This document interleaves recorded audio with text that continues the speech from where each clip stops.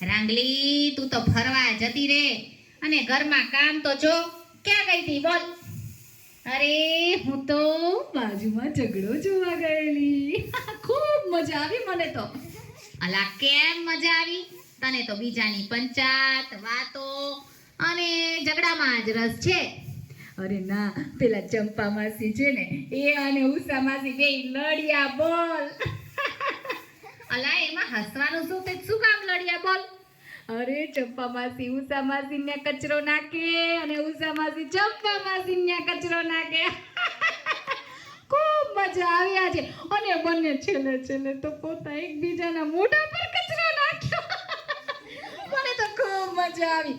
અરે રંગલી, આવું ના કરાય, આવી પંચાતો ના કરાય. તારે એને સમજાવવા જોતા. તે વળી હું શું સમજાવું?